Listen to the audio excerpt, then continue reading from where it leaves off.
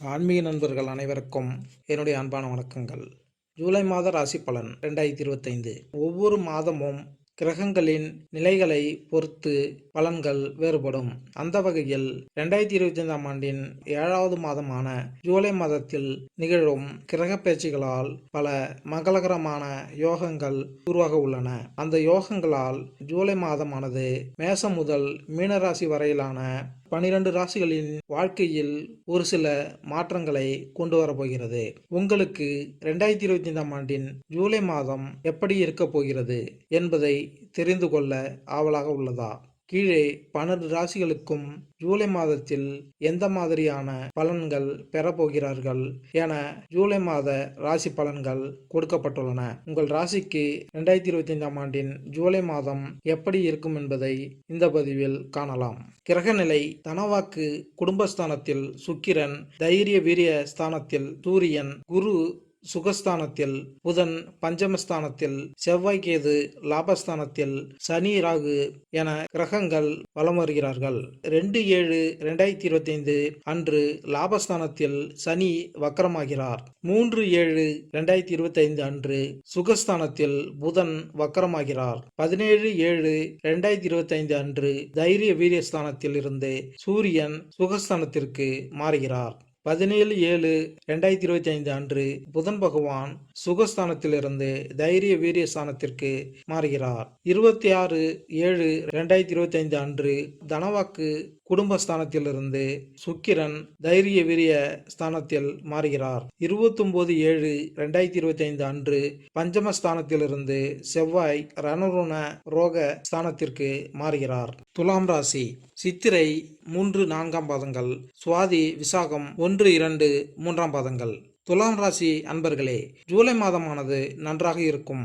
பணியிடத்தில் உங்களின் முடிவுகள் முக்கியமானதாக இருக்கும். நிதி நிலைமை வழக்கத்தை விட நன்றாக இருக்கும். ஏற்கனவே செய்த முதலீடுகளில் இருந்து நல்ல லாபம் கிடைக்க வாய்ப்புகள் உள்ளன. குடும்பத்தில் மகிழ்ச்சி பெருகும். ஆரோக்கியம் சாதாரணமாக இருக்கும். ஆனால் அடிக்கடி கண் பிரச்சனைகள் மற்றும் தலைவலியால் அவதிப்பட நேரிடலாம். இந்த மாதம் ராசிநாதன் சுக்கிரன் சஞ்சாரம் ராசிக்கு சஷ்டசடத்தில் இருந்தாலும் ஆட்சியாக இருக்கிறார்.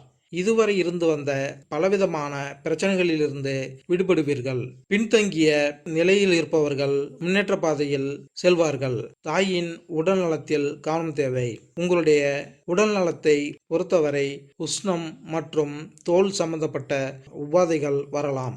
சிலருக்கு ஊர் விட்டு ஊர் செல்லும் நிலை ஏற்படலாம். நல்ல பணப்புழக்கம் இருக்கும். முயற்சிகளின் பேரில் சுபகாரியங்கள் தங்கு தடையின்றி நடைபெறும். குழந்தை பாக்கியம் கிட்டும். வீட்டிற்கு தேவையான அனைத்து வசதிகளும் கிடைக்கும். புதிய வீடு மனை ஆகியவற்றை வாங்கும்போது கவனம் தேவை. ஒரு முறைக்கு இருமுறை விசாரித்து வாங்குவது நல்லது. நண்பர்கள் உறவினர்கள் அந்யோன்யமாக இருப்பார்கள். உத்தியோகத்தில் இருப்பவர்களுக்கு அதிகமாக உழைக்க வேண்டியிருக்கும். சற்று முயற்சி எடுத்தால் பதவி உயர்வு உங்களை வந்து சேரும்.